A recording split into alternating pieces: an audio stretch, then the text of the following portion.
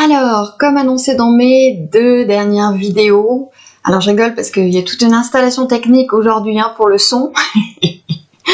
Voilà, ceux qui suivent un petit peu ont compris.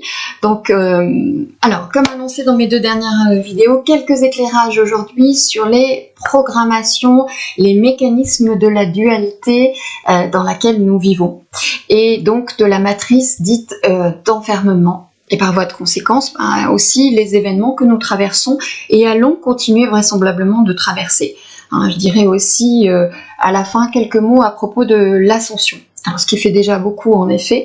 Je vais le faire de la manière la plus simple, ce qui veut pas dire simpliste, disons la plus abordable possible et donc forcément partielle, à partir de là où j'en suis, comme toujours. Je le redis en préambule par clarté. Ma vocation n'est pas d'enseigner au sens strict de ce terme, elle est d'abord d'expérimenter et de transcender à travers mon personnage, puis de recevoir ensuite des éléments théoriques via le canal de mon moi supérieur, connecté en conscience, Tamarachaya. J'explique ça sur mon site En route vers soi, et c'est aussi ensuite de vous accompagner, notamment par l'énergétique et sur plusieurs plans, à transmuter pour soutenir votre transformation et vous permettre de prendre le passage avec un P majuscule, ce que j'appelle le passage dont je vais reparler un peu ici.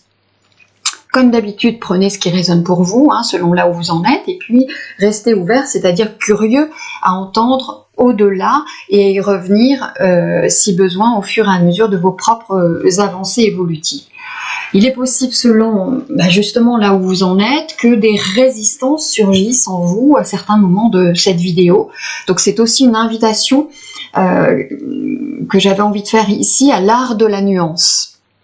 Vous allez comprendre au fil de cette vidéo si vous la regardez jusqu'au bout. Donc je ne reprends pas ce que j'ai déjà largement évoqué à propos des mécanismes de la dualité et donc de la matrice.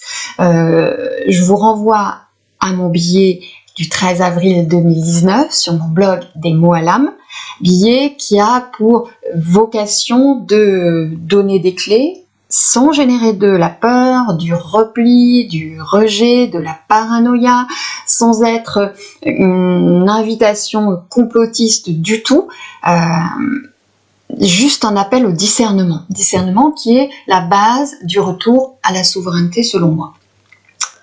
Juste redire, donc sans reprendre tous les éléments de ce billet, juste redire brièvement que dans la vision transmise par mon moi supérieur, la matrice d'enfermement ne repose pas seulement sur la lumière et l'ombre. La matrice, suite à un événement cosmique appelé dans certaines traditions la chute, bref, est en fait basée sur la fausse lumière, c'est-à-dire une version altérée de la pure lumière divine, de la source unifiée. Fausse lumière dont je donne les caractéristiques et les impacts surtout concrets dans mon billet du 13 avril 2019. La fausse lumière n'est donc pas l'ombre. L'ombre est de la pure lumière divine totalement altérée qui a vocation à faire diversion, à masquer la réalité de la fausse lumière. Ça, c'est la vision qui m'a été transmise. Fausse lumière qui fait fondement de la réalité terrestre, telle que nous la vivons en tant qu'être incarné sur Terre, fausse lumière qui fait fondement de la 3D. Et ce premier point est vraiment fondamental pour la compréhension de tout le reste. La plupart de ceux qui parlent de fausse lumière ou de lumière inversée, selon les termes employés, l'assimilent en fait à l'ombre. Ça n'est pas mon cas et c'est vraiment une nuance importante. C'est une sorte de zone grise, mais qui est en fait primordiale. Et c'est pas parce que en fait c'est une pensée dominante que c'est juste. J'avais envie de rappeler ça. On ne sait pas ce qu'on ne sait pas, je le dis souvent. Et c'est pas parce que tout le monde regarde dans la même direction que c'est juste. Les sentiers battus sont parfois un peu trop rebattus. Donc ne voir que par le prisme ombre-lumière, c'est déjà maintenir et nourrir la dualité. C'est finalement pas autre chose que le bien et le mal, enfin le mal et le bien, d'une certaine façon dit autrement. C'est de la dualité. Je rappelle aussi que les guidances et les channelings actuels sont astralisés et donc pollués pour environ plus des 3/4. Donc la clé, elle réside dans la vision que j'ai et que je porte dans la connexion consciente au moi supérieur. Alors justement, on va commencer par ça. En bref, tel que je l'ai souvent expliqué, nous sommes à 3 grandes composantes. Premièrement, le personnage, c'est-à-dire l'ego et le mental inférieur, qui pédale dans ses conditionnements culturels, familiaux, les égrégores aux formes pensées, bref, etc., et qui est sous le joug du voile de l'oubli. Donc, dans son hypnose de la matière et dans l'ignorance de sa part spirituelle et de sa connexion au divin en tant qu'étincelle divine. Deuxièmement, l'âme, qui chemine, entre autres, d'incarnation en incarnation. Simplement, l'âme, elle comporte des mémoires, des blessures, des programmations, ce qui est principalement le sujet de cette vidéo. Donc des mémoires, des blessures, des programmations, des illusions, des serments, des vœux, et tout un tas d'engrammages. Je vais détailler un peu dans un moment.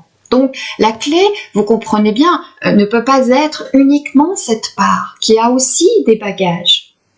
Parce que sinon, c'est se relier aussi à eux, et donc maintenir les prisons et les conditionnements qui sont associés. Donc tout ce qui est des lectures d'âme, par exemple, ça peut être parfaitement juste, et en même temps, ça vous mène à un plafond de verre, à une limitation. Voyez ? Bien sûr qu'il y a des dons, des potentiels, etc. et des clés de compréhension sur l'âme. Et ce qui est important dans ce que je suis en train de vous transmettre, c'est de prendre en considération qu'il y a aussi des bagages qui peuvent tirer vers le bas. Mémoire, engrammage, programmation. Troisièmement, le moi supérieur, ou l'être authentique, l'être profond, la divinité, on appelle ça comme on veut. Ça, c'est la grande clé. C'est l'atome germe divin, la part en nous inaltérée, inaltérable, là où réside finalement notre essence, notre plan et notre agenda divin. Et évidemment, c'est ce qui permet le chemin retour vers notre souveraineté et donc notre liberté. Donc voilà pour les quelques bases posées. Alors la matrice d'enfermement de la dualité utilise un certain nombre de mécanismes pour nous maintenir dans son giron, à travers l'ego et à travers l'âme. C'est pourquoi j'ai posé ces bases à l'instant. Donc dans ces mécanismes, il y en a de différentes sortes, il y a des programmations. Et je vais vous mettre le lien sous la vidéo à ce propos du prochain cycle collectif de soins de déprogrammation. Il y a un cycle spécifique flamme jumelle et un cycle pour toutes les autres personnes, évidemment si ça résonne pour vous. Donc à travers l'ego, les mécanismes de la matrice, à travers l'ego et toute la matérialité, les héritages, les croyances culturelles, tout ce qui est rattaché à la famille, au transgénérationnel, bref, de l'environnement et de l'époque dans lequel on s'incarne. Les égrégores associés, l'inconscient collectif, l'attachement sous toutes ses formes, les relations d'affect, l'amour sentimental, l'amour besoin, la dépendance, les dépendances, les peurs évidemment, les blessures d'enfance, les blessures émotionnelles à travers le corps astral en nous, les failles narcissiques, et notamment dans ces failles narcissiques, les besoins de reconnaissance, d'approbation, de validation. Le besoin de reconnaissance est une des grandes plaies égotiques sur le chemin d'évolution. Tant il a de conséquences. Peur de ne pas être aimé, besoin de validation, d'approbation, inclinaison à se conformer, voire à se compromettre. C'est en fait une faille narcissique qui hurle « aimez-moi », qui n'a donc pas trouvé encore l'accès pour l'amour de soi, l'amour pour soi. Et le besoin d'appartenance aussi nous amène à de vraies limitations, et constitue une forme de prison inconsciente. On en voit largement les effets actuellement dans ce monde de plus en plus divisé en clans et en camps. Hein, j'y reviens dans un instant. C'est ça le besoin d'appartenance. Appartenance, c'est de s'identifier à un clan ou à un camp. Également, la quête par le mental inférieur, même si elle est spirituelle, la quête de sens ou autre, la quête par le mental inférieur est aussi un frein. Parce que ça nous porte à une recherche souvent extérieure, avec par exemple une accumulation d'informations, de savoir, ce qui est bien différent de la connaissance avec un C majuscule, la connaissance de notre conscience supérieure, qui est faite de sagesse naturelle, de paix et d'amour universel. Il y a tout un courant spirituel autour du supramental, et c'est encore beaucoup de mental qui circule là, avec des notions souvent très conceptuelles et parfois déracinées de la matière, hein, condamnant bien souvent l'ego, les émotions, et cet univers du supramental, il connaît aussi pas mal d'enseignants qui en réalité sont rattachés à la source de fausse lumière. Donc tout ce que je viens de citer, les désirs, les relations d'affect, les failles, les peurs, les croyances, les conditionnements, les blessures, les doutes, les émotions brutes, les pulsions, les instincts peuvent être utilisés par les forces involutives, par la fausse lumière, pour maintenir dans l'hypnose ou freiner le réveil. Donc, tant que nous fonctionnons avec ces ressorts-là, nous ne sommes pas libres.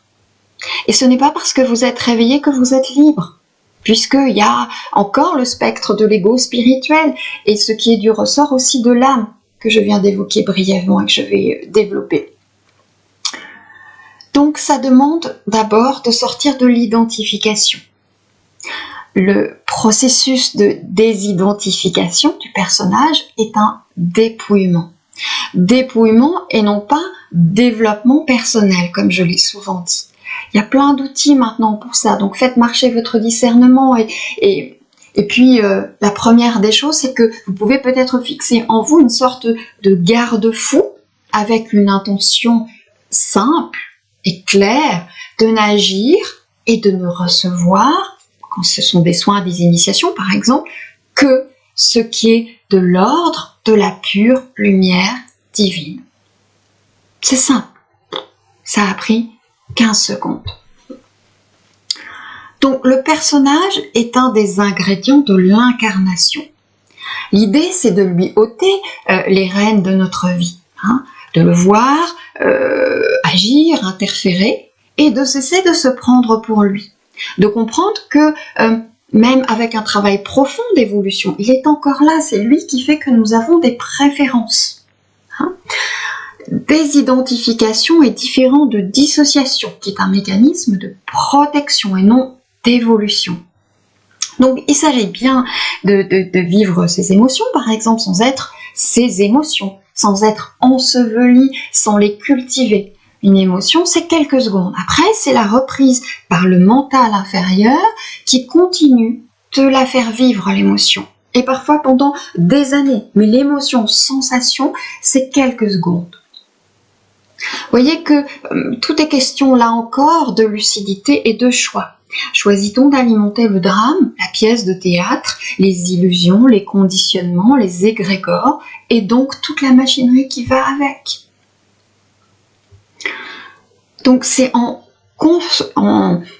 commençant à conscientiser que nous ne sommes pas libres que nous pouvons le devenir à nouveau.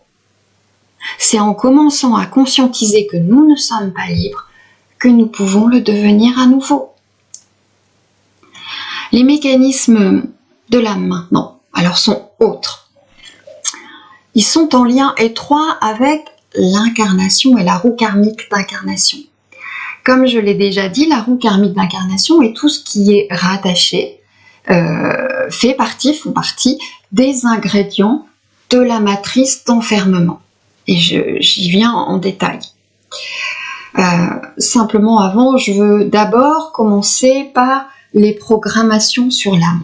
Quelques programmations. Alors elles sont multiples et elles visent à nous éloigner de qui nous sommes vraiment. Donc je le redis, s'en tenir au plan de l'âme, c'est s'en tenir à un plafond de verre, fait de mémoires, de blessures, de programmations, d'illusions, de serments, de vœux, etc. Alors évidemment, tout comme vous, au début du chemin, moi je suis partie avec l'idée que l'âme, elle était détentrice d'aspirations absolument pures, et qu'on était sur un champ totalement parfait, et qu'elle vient en incarnation pour expérimenter et grandir. Et en même temps, régulièrement, je ressentais que quelque chose clochait dans cette idée. Avant d'entrer dans un autre champ de conscience au fil de mon travail en moi et de la reconnexion consciente, donc à mon moi supérieur, Tamarachaya. Ce qui m'a mis la puce à l'oreille, en fait, c'est passé il y a maintenant plusieurs années avec le nœud originel flamme jumelle. Si vous êtes flamme jumelle, peut-être vous savez ce à quoi je fais référence, il y a 2 vidéos là-dessus. Après que mon équipe de Pure Lumière Divine m'ait fait travailler encore et encore sur mes mémoires passées, histoire en fait de remuscler mes capacités subtiles nouvellement retrouvées, mais ça je l'ai compris après, ils m'ont dit « Ah, en fait, il y a un raccourci. » Des semaines, des mois à travailler sur les mémoires passées, et au bout d'un moment, il y a un raccourci au fait. Et donc là, j'ai découvert la dimension du nœud originel, qui est une dimension au-delà du terrestre. Je ne reprends pas en détail ici. Il y a déjà 2 vidéos, et il y en aura sûrement une nouvelle bientôt. D'ailleurs, la notion du nœud originel flamme jumelle a été reprise ensuite un petit peu partout.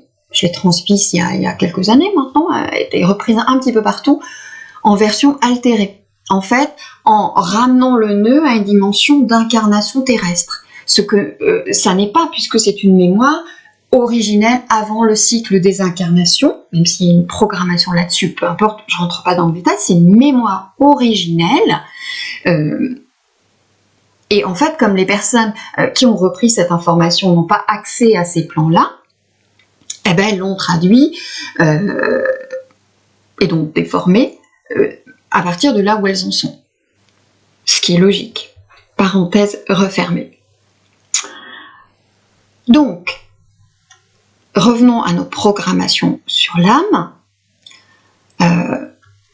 On peut considérer qu'il est largement répandu de considérer comme un plan où tout est parfait et pur. Pour aller un peu plus loin, l'idée serait donc d'expérimenter ce qu'on n'est pas pour finalement revenir à ce que l'on est vraiment. C'est ça l'idée, point d'interrogation. Un jeu, dit-on, pour grandir, pour faire croître ce qui est déjà grand et pur. Point d'interrogation. Qu'avons-nous à apprendre puisque nous sommes constitués de la même intelligence que la pure lumière divine? Bien sûr, en arrière-plan de toutes les couches que je suis en train d'évoquer avec vous, évidemment. Mais ça n'est pas à réapprendre, c'est à redécouvrir. Vous voyez, est-ce qu'il ne s'agit pas en réalité de retrouver l'accès à cette connaissance, à cette sagesse en nous? Plutôt que d'apprendre, peut-être qu'il y a à réactiver et révéler, déployer et ensuite manifester. Quelle source de pure lumière divine, quel type de divin peut être à l'origine d'un tel jeu? Jouer à qui nous ne sommes pas pour nous rappeler qui nous sommes. Jouer à qui nous ne sommes pas pour nous rappeler qui nous sommes. Je rigole parce que ça passe là, derrière. Les amis sont dans les parages. Et pour ça, on passe par le contraste. Nous sommes en dualité, hein, dans la matrice terrestre, dans la dimension terrestre, on passe par le contraste. On veut expérimenter l'abandon, on va avoir des situations, on veut expérimenter l'autonomie, on va avoir des expérimentations, des situations d'abandon. Donc on passe par le contraste, donc par la dualité, par la polarisation. Tu veux connaître le chaud passe par le froid. Polarisation. Et si on est dans la polarisation, alors on est en dehors d'un champ unifié, alors on est dans les règles de la matrice. Le contraste est lié à la polarisation, qui n'est pas présente dans la source 1, dans l'océan d'unité.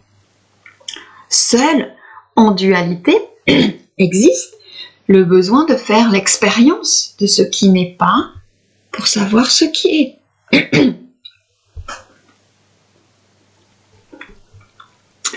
Donc, se dépolariser, c'est se situer au-delà. Le fameux au-delà que je vous sers si souvent. Au-delà des polarités utilisées par les forces involutives. Des polarités sont utilisées par les forces involutives. Et même au-delà de choisir entre la peur et l'amour, d'une certaine façon. Parce que choisir entre la peur et l'amour, c'est déjà une polarisation. D'une certaine façon. D'autant que notre compréhension, qui plus est, notre compréhension de l'amour, elle est polarisée. Actuellement, jusqu'ici. Donc, la pure lumière divine, et ce qu'on pourrait nommer l'amour-conscience, se situe au-delà. L'amour-conscience est un état, et non une émotion, un sentiment. C'est même relié à un détachement, ce qui est bien différent évidemment de l'indifférence. En fait, c'est une prise d'altitude, d'ouverture de regard, de nuance, justement, de nuance, de tout voir et de tout envelopper en lucidité. C'est un regard unificateur et en même temps qui peut être tranchant sans être belliqueux, sans être punitif, sans être stigmatisant. C'est la lucidité aiguisée alliée à la puissance de l'accueil. C'est ça que je peux dire de l'amour-conscience à ce jour. Donc l'idée selon laquelle la source 1 a eu besoin de s'expérimenter dans ce qu'elle n'est pas pour se connaître dans ce qu'elle est aussi une programmation. C'est la même racine que celle que je viens d'évoquer nous concernant. Petit mémo des fondamentaux, la lumière, la pure lumière divine, n'a jamais eu besoin de l'ombre pour savoir quelle est pure lumière divine. Prenez une allumette, mettez-la face à un mur, vous verrez. Tout ça, ça vise à légitimer les polarités, à supporter aussi la polarisation, la dualité, les règles de la fausse lumière, de la matrice d'enfermement. Donc vous comprenez bien que comment alors les aspirations de l'âme peuvent-elles être absolument toutes pures sous la pression de tant de bridage, même si en effet, je le redis, l'âme porte aussi des dons et des connaissances. La source 1 ne veut rien par définition, par nature intrinsèque. C'est d'ailleurs cette nature de permissivité au sens positif de ce mot qui fait que la fausse lumière existe. Ça, c'est un sacré morceau à avaler quand on découvre l'existence de la lumière altérée. On peut se sentir très en colère contre la source. Je me souviens à ce moment-là vraiment m'être sentie dans un état très très mal et avoir dit mais comment vous avez pu laisser faire ça avant d'intégrer que tel est l'amour universel et infini de la source et que dans cet espace d'amour universel et infini, il n'y a aucun jugement de bien ou mal, que tout peut s'engendrer. Pas de bien et de mal, on est au-delà, mon fameux au-delà. Il y a aussi évidemment la programmation, et vous le savez bien sûr, de la séparation d'avec la source, que nous serions séparés d'avec la source. Ça, c'est une illusion programmation.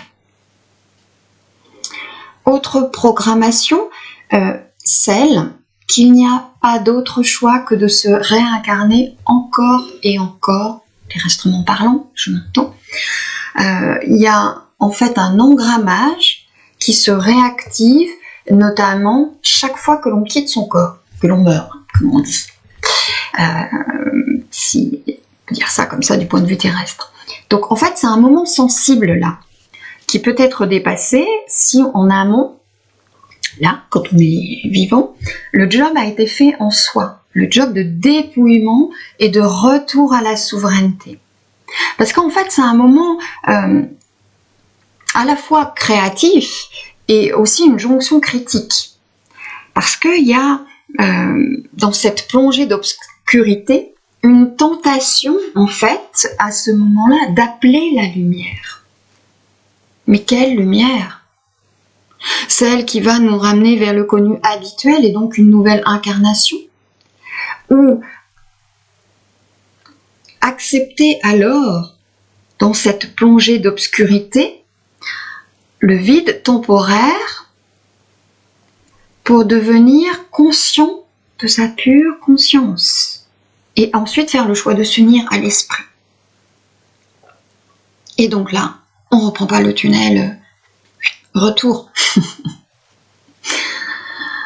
Et c'est voilà, c'est particulier. Dans le prolongement, il y a toutes les programmations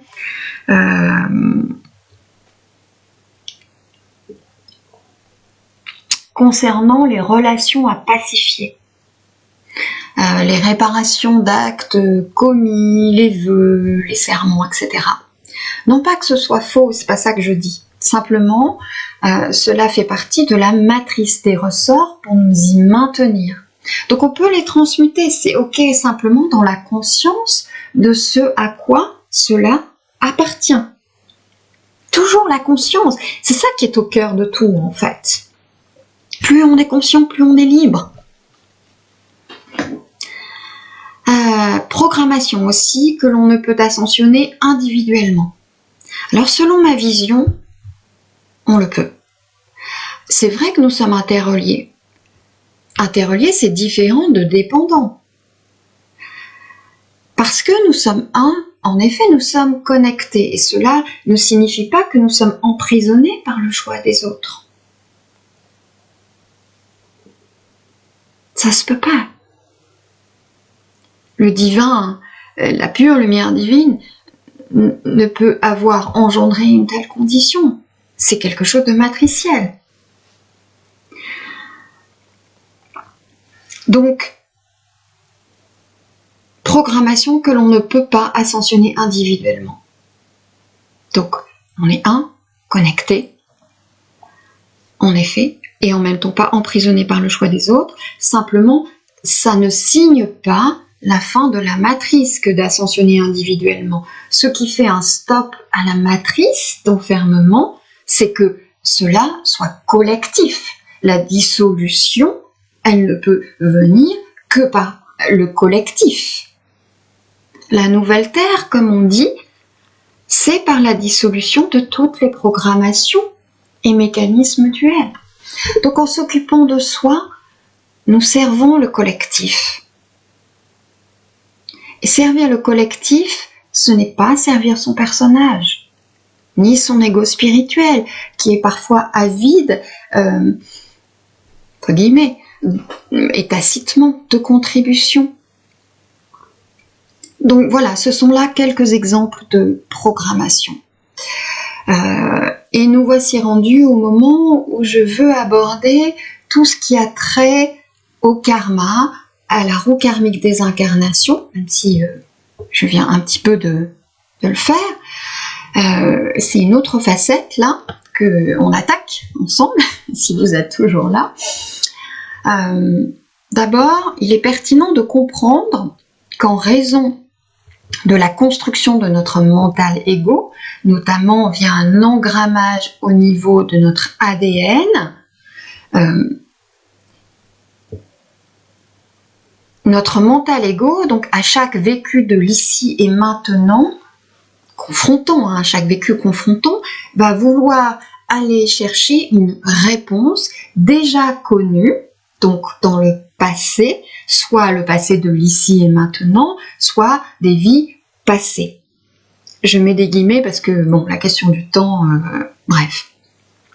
Donc, du genre, eh ben, voyons voir ce que j'ai déjà apporté comme réponse à une situation identique ou similaire. Ou approchante. Et ben en fait, on tourne en boucle. Le cycle des incarnations, c'est un peu comme la roue des hamsters. Vous voyez, on va toujours vers le connu. Alors bien sûr, quand on vit des récurrences, on peut finir par avoir envie de se tourner vers les vies antérieures pour en transmuter le bagage. Et on peut en effet ressentir un apaisement en faisant ce travail. C'est ok. Un apaisement pendant un certain temps. Parce qu'en fait, on traite ça à l'intérieur de la matrice. Et donc dans le cadre d'un plafond de verre. Si je le dis autrement, quand un thérapeute traite avec vous un bagage passé, il le fait dans le cadre de la matrice qui a de multiples couches, notamment à travers ce que l'on appelle des bibliothèques, dans lesquelles sont stockées toutes les informations concernant chacun. Plus que ça, mais bon, bref. Donc la plupart des thérapeutes n'ont pas conscience de cette nuance. Et moi non plus au début du chemin, au tout début du chemin, on est d'accord. Donc ce qui est vécu en incarnation maintenant, ou dans un autre temps, est inscrit dans les annales akashiques, qui font donc partie du monde d'en bas de la matrice duelle. Là, certains d'entre vous vont se crisper.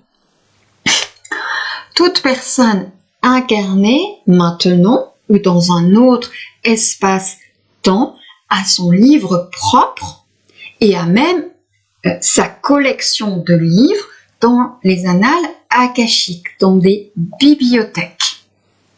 En fait, pour être plus précise, ces annales akashiques sont multicouches, elles se divisent en plusieurs bibliothèques d'une certaine façon, dont notamment il y a une part de ces bibliothèques, il y a une part avec un livre qui répertorie notre expérience terrestre actuelle et une part avec une collection de livres de toutes nos expériences terrestres dans tous les espaces-temps et qui répertorie toutes les expériences terrestres de tous les êtres incarnés dans tous les espaces-temps.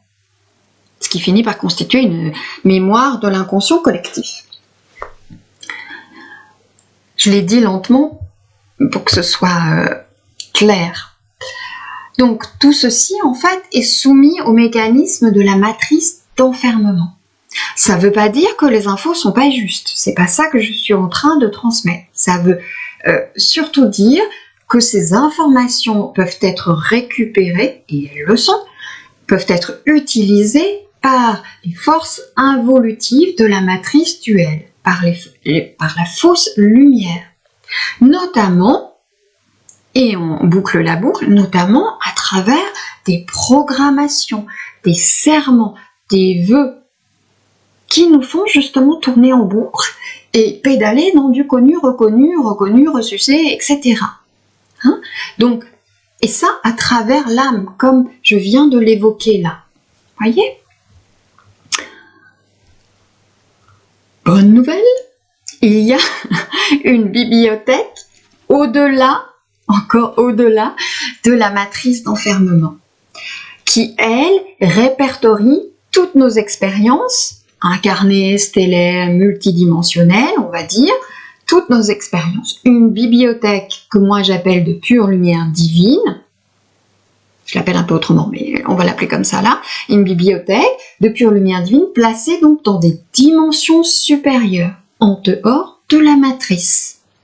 Pour moi, c'est celle qui prévaut sur toutes les autres, puisque en dehors de la matrice. Alors bien sûr, ça suppose de pouvoir y accéder. Tout ça, ça dépend où on en est de ses propres capacités subtiles. Donc imaginons, le thérapeute traite une information dans les annales akashiques, qui sont une des bibliothèques. L'info, elle est traitée, elle est transmutée, elle est effacée dans votre livre correspondant. Super. Simplement, l'info, elle continue d'exister dans la partie collection de livres. Ce que je viens de vous expliquer. Donc, ce qui peut, du coup, faire que une nouvelle récurrence de la situation pourtant traitée, au bout d'un moment, se réengendre. On se dit, mince quoi, ce truc-là, je l'avais pourtant réglé. Oui, à un certain niveau. C'est ça que j'essaie de vous transmettre, en fait. J'ai bien conscience que c'est assez imbriqué, cette affaire. Mais ceux qui ont un peu l'habitude, et vous en êtes assurément un certain nombre de ces notions, c'est clair. Et puis, vous avez votre sagesse naturelle qui peut-être s'active là, ou vos résistances. Donc, il y a un processus en effet à mettre en place concernant ces couches de multicouches là, de bibliothèque et un processus particulier pour traiter les informations totalement. Je détaille pas ici pour pas vous perdre dans une cuisine technique qui voilà, nous emmènerait trop loin. Ça fait déjà beaucoup d'éléments transmis ici. Voilà. Donc retenez juste que s'en tenir aux annales akashiques, c'est se maintenir dans les mécanismes de la matrice et donc dans une libération plafond de verre. Il y a bien libération, simplement libération plafond de verre. Et que une des grandes clés, elle passe par la conscience consciente, et donc par le moi supérieur, par un canal réouvert. Et ça, en boucle, je peux vous le dire. Donc vous pouvez continuer, si ça vous chante, à mettre le focus sur vos mémoires de vie passée, sans cette compréhension-là que je viens de vous livrer. C'est ok.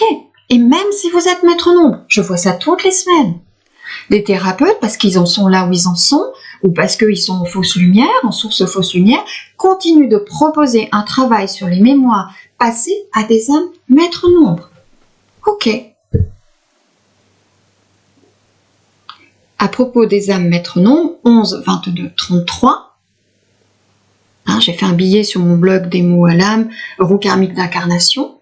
Donc, à propos des âmes maîtres nombres 11, 22, 33, elles se réincarnent justement en raison de programmation évoquée plus haut. Parce qu'en réalité, elles ne devraient pas se réincarner.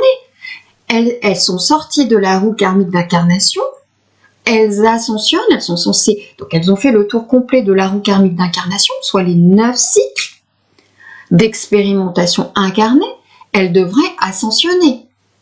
Et c'est le cas dans une certaine mesure. Simplement, c'est une ascension plafond de verre dans la matrice qui finalement les renvoie en incarnation sous prétexte de programmation autour de contribution. Reviens donc, ma fille, servir le collectif, ce qui est juste en soi, et sous prétexte de lien flamme jumelle. T'as oublié un morceau à régler avec ta flamme jumelle. Qu'est-ce qu'elle fait là? Mais elle est toute programmée. Elle est de bonne volonté, allez, j'y retourne. Même si je suis maître nombre et que j'ai fait mon tour de piste là, façon hamster là. Et allez, c'est reparti. Donc entendez bien que je suis pas en train de dire que tout ça est faux. C'est juste à un certain niveau, autant que c'est un mécanisme matriciel dans le même temps. C'est ça que j'essaie de vous faire toucher du doigt, en fait. Enfin, du doigt et de la conscience. Concernant les personnes en lien flamme jumelle, il y a aussi des programmations. J'en ai parlé dans plusieurs vidéos, dont la dernière flamme jumelle détournée, point d'interrogation, et égrégore, quand les égrégores s'en mêlent. Une vidéo aussi sur les fantasmes, enfin une ou plusieurs, par exemple. Voilà. Donc je vous mets les liens quelque part en rappel pour pas tout reprendre et rallonger cette vidéo qui déjà s'avère bien longue et c'est pas fini. Donc là encore, c'est d'être conscient de tout le fonctionnement. Plus on est conscient, plus on devient libre. Plus on est conscient, plus on devient libre. Et souvenons-nous que c'est la façon dont nous regardons les situations qui nous emprisonnent, qui nous libèrent. C'est pour ça que je vous transmets ça aujourd'hui. Pour que d'un seul coup, vous puissiez peut-être regarder autrement. Voyez ? Selon votre choix. Alors bon, peut-être vous êtes en train de vous dire tout ceci n'est pas très gai. Évidemment, là comme ça, une accumulation de choses, c'est un peu l'enclume. Alors, disons tout de suite que dans tout système, il y a une faille. Et donc une issue de secours. Le chemin des Lucioles, comme je l'appelle. Il y a un passage. Nous avons commencé d'ailleurs à le travailler, le passage, par exemple à travers le cycle étoile qui a eu lieu début août. Ce passage n'est pas une autoroute, c'est un chemin parfois escarpé, en dehors des sentiers battus et rebattus, qui demande foi, persévérance, lucidité, discernement, responsabilité et cœur.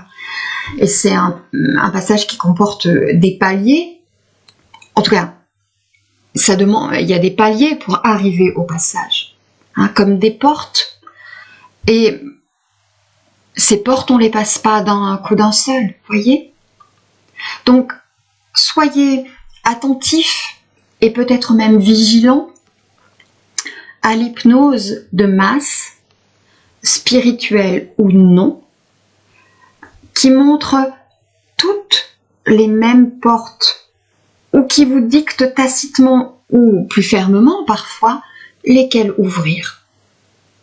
Hypnose de masse. Alors oui, nous sommes soutenus depuis des années maintenant par une abondance de flux de pure lumière divine, de vents, de feux solaires, comme on les appelle, venant notamment du grand soleil central.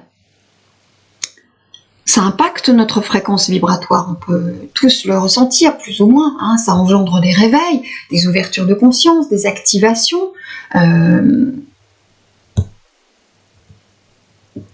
chez certains, et de plus en plus, et ça exacerbe aussi les émotions, les instincts, on le voit bien actuellement, on voit bien qu'actuellement il y a presque une hystérisation en tout et pour tout, vraiment. Donc, oui, nous sommes aidés. Simplement, je ne crois pas, en tout cas pour ma part, à l'intervention d'un sauveur, d'extraterrestre, non pas qu'il n'existe pas, c'est pas ça que je dis, ou que sais-je, parce que ce serait interférence. Une interférence est, selon moi, peu probable. Alors, c'est vraiment le gros bordel, mais ça me semble peu probable. C'est vraiment à chacun, autant qu'à l'ensemble, de retrouver sa souveraineté. C'est une question de choix et de positionnement et de courage à chaque instant, en fait. Et là, je veux être claire sur la responsabilité de chacun, réveillé ou pas.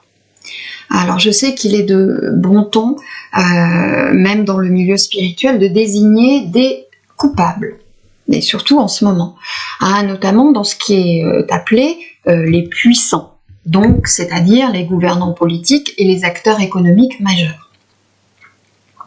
Préparez-vous à vous recrisper. Donc, c'est selon moi s'éviter de regarder sa propre responsabilité. C'est se comporter en victime et donc acter d'une certaine façon la perte de sa souveraineté. Et c'est un peu courte vue d'une certaine façon. Je veux dire courte vue au sens dénué de nuances que ce chemin-là. La fausse lumière, les forces involutives sont présentes dans tous les milieux. L'univers spirituel, la spiritualité n'en est pas exempte, n'en est pas protégée, bien au contraire.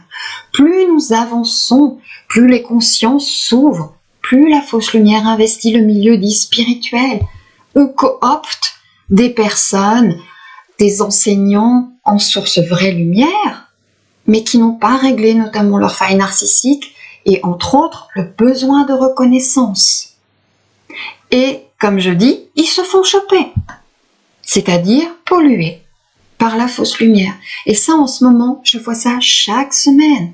Chaque semaine, j'en vois un ici ou là qui se fait choper. La vibration change. Bon, il se trouve que, je vous ai déjà dit, voilà, j'ai cette capacité dans ce qui m'a été livré, le package qui a été livré, de très vite sentir d'où la personne part. Vous comprenez bien que l'ego, c'est la faille avec ses blessures, ses peurs et tout ce que j'ai dit. Et quand on avance, il se raffine l'ego pour devenir spirituel. Ça reste un ego, qu'il soit spirituel ou plus basique. Et donc, c'est une faille dans laquelle la fausse lumière peut s'engouffrer. Donc, c'est de s'occuper de ses propres failles, vous voyez. J'ai aussi largement évoqué les impacts et les freins qui sont faits par les forces involutives sur les flammes jumelles et aussi sur les femmes solaires. Donc, si nous ramenons nos expériences en permanence à l'amour sentimental, à la petite histoire du personnage, alors nous passons à côté de notre essentiel. Alors, c'est rester coincé dans des conditionnements et des programmations de la matrice duelle, justement. Pourquoi croyez-vous que nous sommes là présentement dans ce moment, dans cette croisée des chemins, dans ce changement de paradigme, où tout semble foutre le camp, partir en vrille, où le monde se divise de plus en plus chaque jour? Pourquoi donc, selon vous?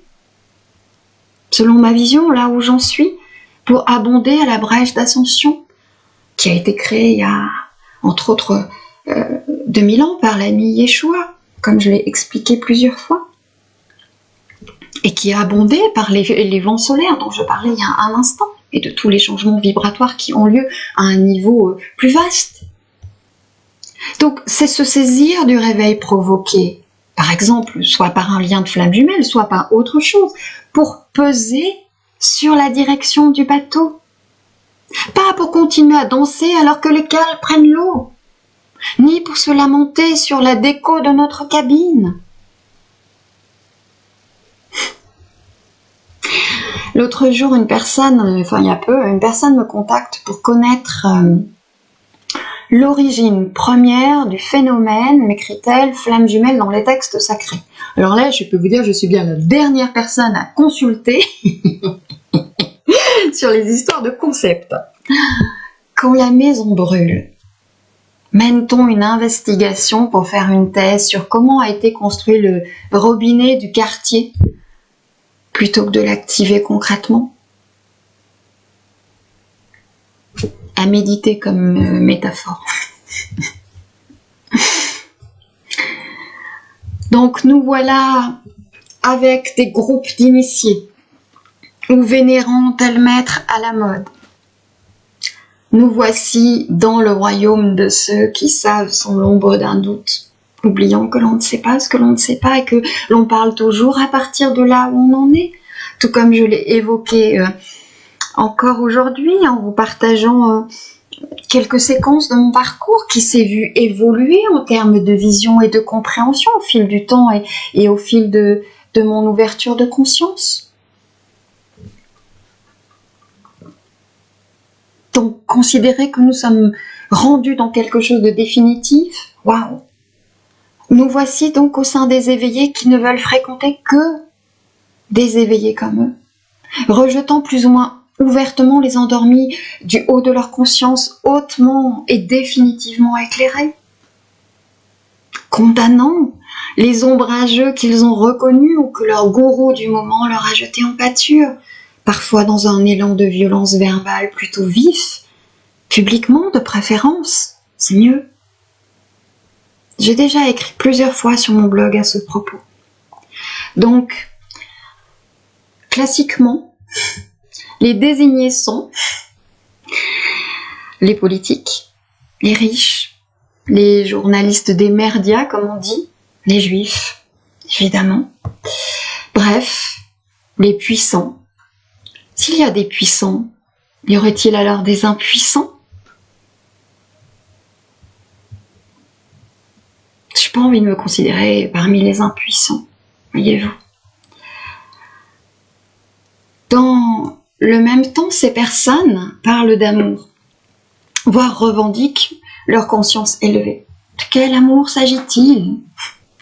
Peut-on parler d'amour et de conscience supérieure quand on stigmatise tel ou tel? Quelles énergies nourrit-on en agissant ainsi? Des égrégores de division, de dualité et parfois de haine. Il y a une différence, les amis, entre constat lucide, discernement et jugement, stigmatisation. Quel est le pouvoir créateur de celui qui se considère victime de méchants ombrageux? Quelle est la nature de la rébellion de celui qui suit sans vérification aucune les dires d'un enseignant, d'un gourou, d'un guide X ou Y?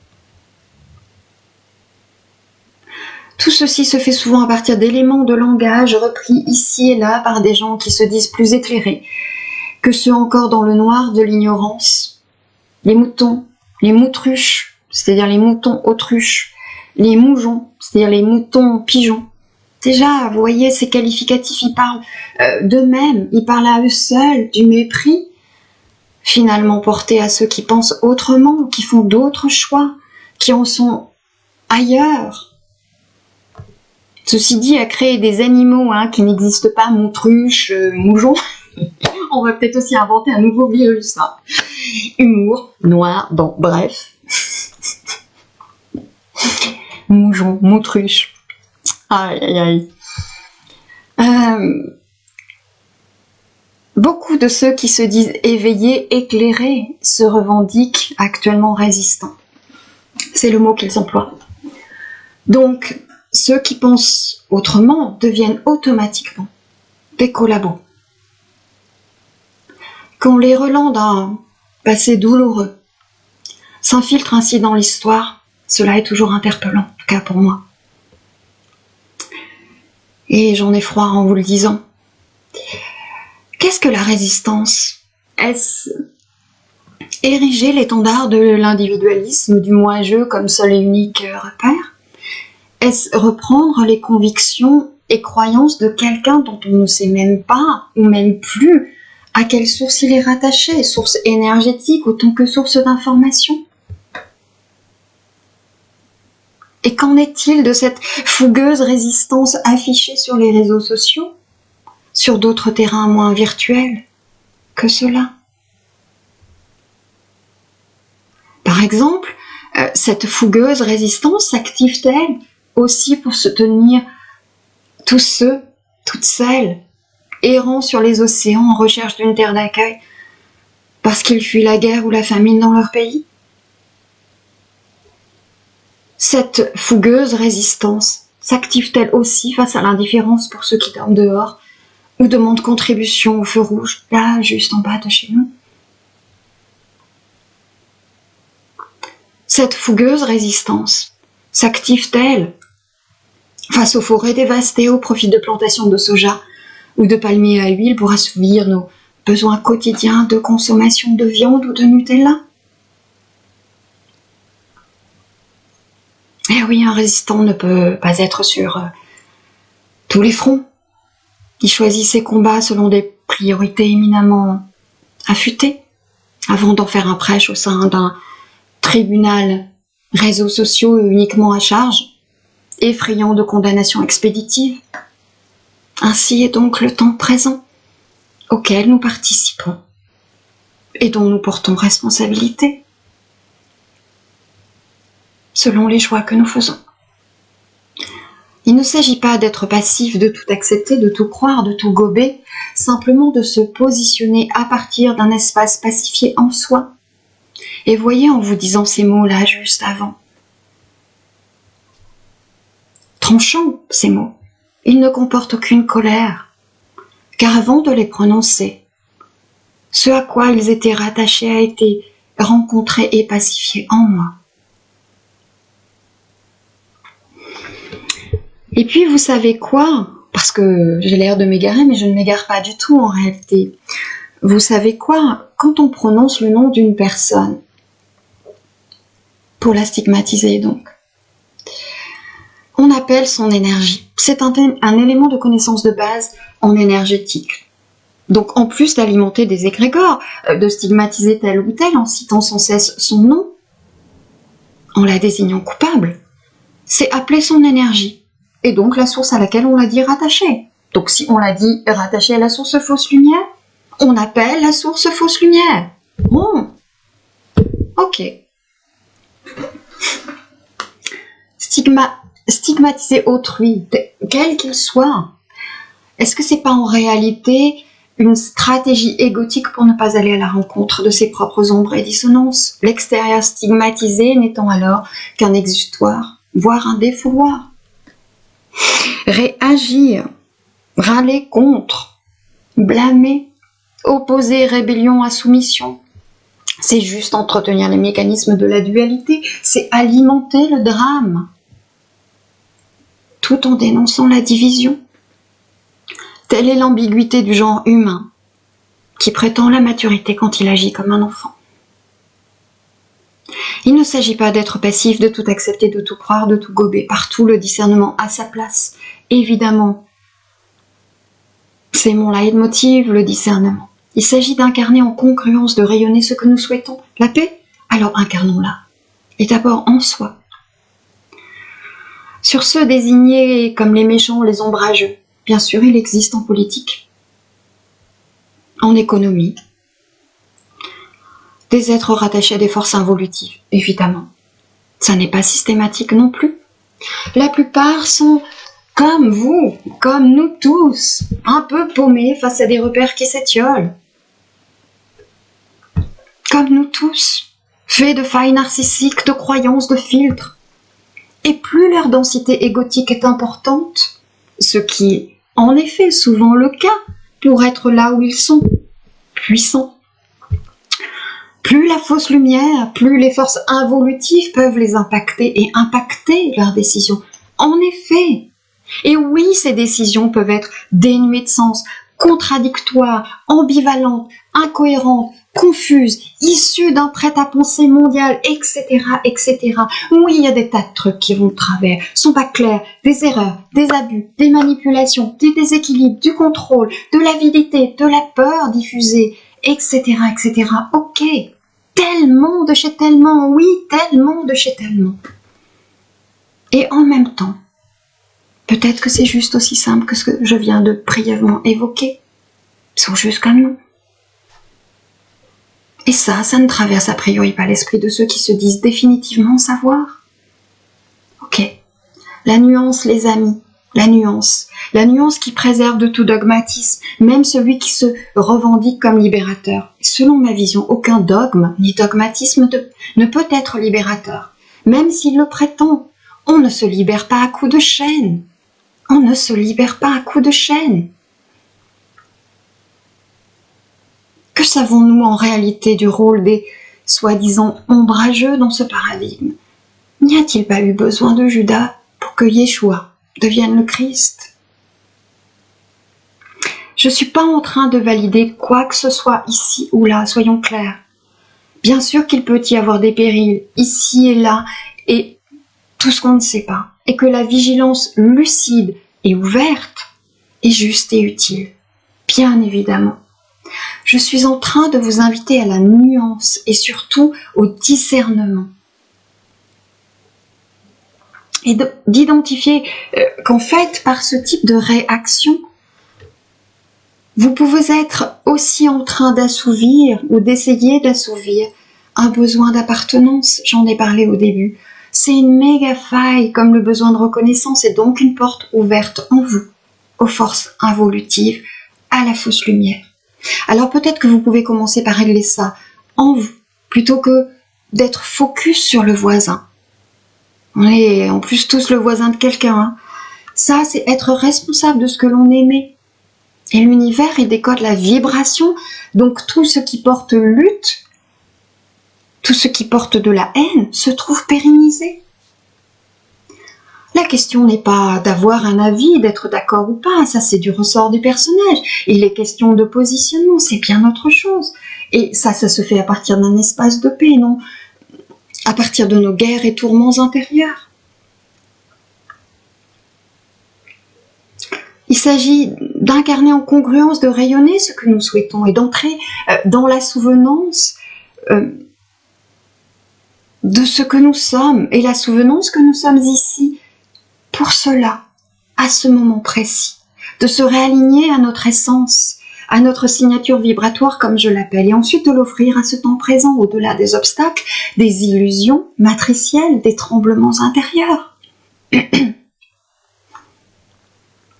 Utilisons notre énergie, notre force créatrice, notre puissance plutôt créatrice pour justement créer la version de la réalité que nous souhaitons vivre, d'abord en nous, qui se reflètera autour, peu importe les événements. Qu'il ne s'agit pas de nier, de rejeter ou d'ignorer, tout voir et poursuivre à partir de son centre-cœur.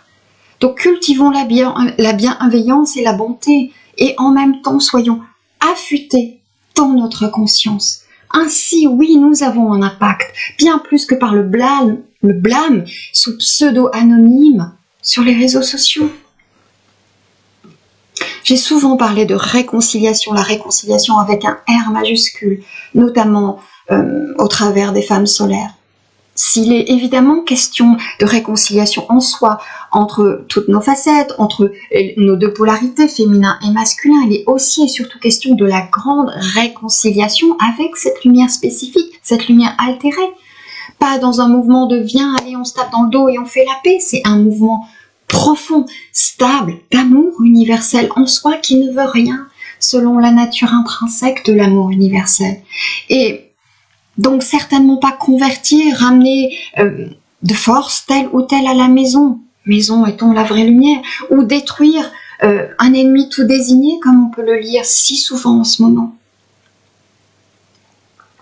Peut-on vivre la paix en faisant la guerre, les amis?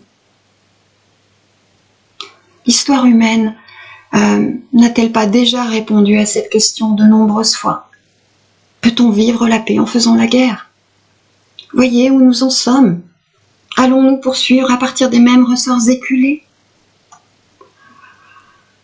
Il s'agit donc d'incarner en congruence, de rayonner ce que nous souhaitons à partir d'un espace de paix en soi, pour justement avoir un ancrage de sérénité dans ce temps qui s'en vient et qui peut possiblement, et je souligne possiblement, parce que seulement possiblement, être fait de chaos. Donc pas 20 minutes par jour pendant la méditation. Il s'agit d'un état d'être renouvelé, donc à retrouver et à renouveler un état d'être constant en choisissant la voie du cœur. Le catalyseur d'évolution passe par la voie du cœur, ça a l'air bateau, simple comme propos. Faut-il encore l'incarner et s'y tenir? Ça, c'est le plus dur. C'est là où le courage fait office. Et donc, peu importe ce qui se passe autour de nous et dans le monde, c'est comme pouvoir se tenir dans l'œil du cyclone quand le cyclone bat son plein. C'est ça la maîtrise. Et non passer son temps dans le réactionnel ou la stigmatisation ou le blâme d'autrui. Parce que les défis à venir, possiblement à venir, peuvent solliciter notre stabilité mentale, émotionnelle. Nous avons commencé à le voir avec la Covid. Et donc la base en est l'écologie personnelle. Tel que je l'ai dit maintes fois, j'ai mis à votre disposition des outils dont certains sont offerts ou très accessibles pour cela. L'écologie personnelle, elle ne tient qu'à vous. Personne ne peut l'intégrer à votre place. Et selon ma vision, ça ne peut pas être résolu par des rites, des dogmes, des traditions. Traditions qui, selon moi, ne peuvent que constituer un marchepied pour s'élever au-delà. Sinon, c'est à nouveau un plafond de verre, notamment à travers les formes pensées et les systèmes de croyances qui sont associés aux traditions.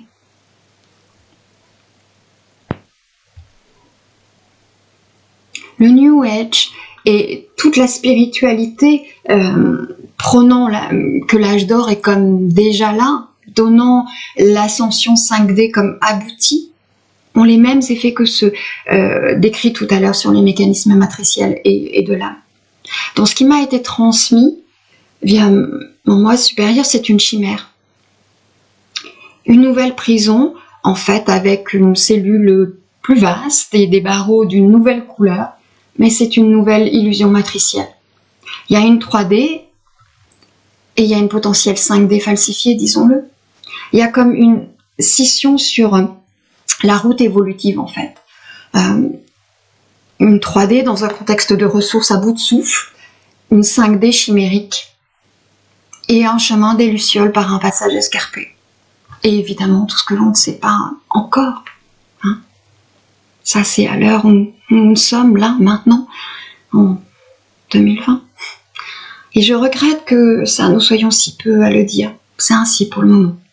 Donc, rien n'est joué, il y a un champ des possibles. Et ces possibles se restreignent au fur et à mesure des choix que nous faisons, tant sur le plan individuel que sur le plan collectif. Nous renforçons de facto l'option chaos. Pas un groupe de personnes élites, nous tous, tant que nous persistons dans la dualité par tous les aspects que je viens largement de décrire depuis le début. Voyez ? Nous arrivons à une fin de cycle et donc à cette fameuse croisée des chemins dont je vous ai si souvent parlé. Si vous vous intéressez à l'Atlantide, à l'Égypte, à la précession des équinoxes, vous savez cela. Fin de cycle suppose entamer un nouveau cycle. Et celui-ci, il peut parfaitement être un nouveau cycle d'asservissement, les amis. Et donc, passer d'une hypnose à une autre hypnose. Alors, rien n'est écrit dans le marbre parce que rien n'est figé et que tout se joue à chaque instant. Et alors que tout semble partir plutôt en vrille, hein, quand même. Hein. Nous sommes comme dans un test évolutif actuellement. Il se peut que ce soit pas forcément très fun et on voit bien que c'est pas très fun. Nous avons tellement attendu que du coup nous avons laissé les voyants s'allumer les uns après les autres. Le mot crise, il peut s'appliquer à peu près tout maintenant. Crise écologique, crise économique, crise sociale, crise politique, crise migratoire, crise sanitaire, etc. Il y a quand même un processus d'autodestructivité depuis un bout de temps auquel nous avons tous collaboré. Ne serait-ce que par nos modes de consommation occidentaux. Grand pouvoir que celui du chariot. Il fait pas de bruit, mais il peut être très très puissant. Qu'en avons-nous fait jusqu'ici? Donc rajoutons à ça le changement de fréquence vibratoire de la Terre qui nous héberge. Hein, la Terre qui a ses propres rythmes et donc son propre processus d'évolution. Ça fait pas mal d'ingrédients chauds bouillants. Hein? Alors ok, parfois l'issue se révèle quand l'humanité, quand nous sommes face à la limitation absolue, c'est vrai. Il n'y a pas besoin d'être prophète pour constater que nous sommes entrés dans une période de bouleversement et donc de perte de repères. Il ne s'agit aucunement de basculer dans le sentiment d'impuissance, le repli, la désillusion, le découragement ou la résistance. Pas le sens de cette vidéo, c'est plutôt de faire un pas de côté, de prendre altitude sans pour autant fuir, de retrouver notre connexion au cœur et de faire appel à la souvenance de notre présence ici et maintenant. C'est par la conscience consciente du vrai soi que l'on peut rejoindre l'esprit en dehors de la matrice. Alors, on entend des dates sont annoncées ici ou là comme marqueurs de changement fort. 2023, c'est après-demain. 2026, 2033. Franchement, je ne m'y risquerai pas parce que le facteur temps est tellement aléatoire et on ne sait pas ce qu'on ne sait pas. C'est déjà en cours de toute façon et ça prendra le visage que nous sommes en train d'en faire. Oui, nous sommes en train de créer. Le collectif est la somme des individualités. Et puis, il y a tous ces mouvements énergétiques inhérents au système solaire, comme on l'a dit tout à l'heure, dont la Terre fait partie. Hein, donc tout ceci s'entremêle. Et si tout fout le camp, si nos repères tombent, alors nous entrons dans une zone d'inconnu et de vide. De transition où le vide n'est ni néant ni perte, même si ça peut ressembler à ça. Pour le personnage, en tout cas, C'est la page blanche qui peut être écrite, inventée du coup. Alors oui, ça peut être flippant. Et c'est déjà flippant. Qu'est-ce qu'on va projeter sur cette page? C'est l'ouverture et la curiosité de l'enfant candide qui permet les miracles et la création du nouveau. Parce que nous sommes incarnés dans la matière, l'écologie personnelle, elle passe aussi par la matière. Nous allons aussi et avons déjà commencé à ressentir des états bizarres, inexpliqués, de malaise, fatigue, douleur, de vide, de bascule dans d'autres dimensions parallèles, à des moments de résonance avec des événements, parfois naturels à l'autre bout de la planète, chacun selon sa sensibilité, sa signature vibratoire aussi. Et la matière, c'est aussi, et entre autres, l'extrême soin à son système immunitaire. Et ça, dès le début de la Covid, j'ai évoqué son aspect fondamental. Covid ou pas, le soin au système immunitaire s'avère fondamental dans cette croisée des chemins. Je ne détaille pas, faites vos explorations, expérimentations vous-même à partir de là où vous en êtes, à propos du système immunitaire. L'ascension, pour terminer, qui est une élévation de fréquence vibratoire, un mouvement ascendant de la conscience et non pas un endroit où aller, elle repose sur cet aspect qui peut apparaître plus matériel. Le subtil, il n'est pas dissocié de la matière et réciproquement. Donc ça passe par le corps physique, ça passe par les pensées, par les émotions, par les corps évidemment dits subtils, par la conscience, par le dépassement de toute forme d'attachement matériel autant qu'affectif, ce qui n'empêche pas l'amour. C'est aussi la sortie de toute forme de dogme et de vénération, et que s'il y a à s'incliner, c'est devant notre divinité, c'est-à-dire nous-mêmes dans notre version la plus élevée. Chacun a la responsabilité de ça. Et je vous rappelle que l'énergie suit l'intention, la conscience. L'univers est infini et aucun être ne peut comprendre et embrasser tout ce qui est, même dans des états de fusion et des expériences mystiques.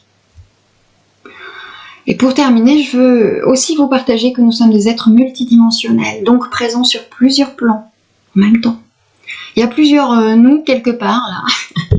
Pourquoi est-ce que le plan terrestre prévaudrait ? Est-ce que le but n'est pas de les réunifier tous en une conscience à partir de l'esprit, ainsi d'être vraiment libre de choisir les plans et dimensions de nos expérimentations sans cycle, sans condition et sans programmation. Donc plus nous nous occupons de dissoudre les programmations, les programmes en chacun de nous, plus nous retrouvons notre souveraineté, plus nous servons aussi le collectif et l'ascension vers un paradigme de paix et d'unité. C'est en chacun que réside la clé, la serrure, la porte pour prendre le passage. Et parce que nous sommes reliés à tout ce qui est, nous servons le tout. Longue vidéo, emplie de nombreuses infos, j'en ai bien conscience. Prenez et digérez ce que vous pouvez souhaiter selon là où vous en êtes, ce qui peut évidemment évoluer au-delà de cet ici et maintenant, et je vous le souhaite. Et à tout bientôt les amis pour une autre vidéo.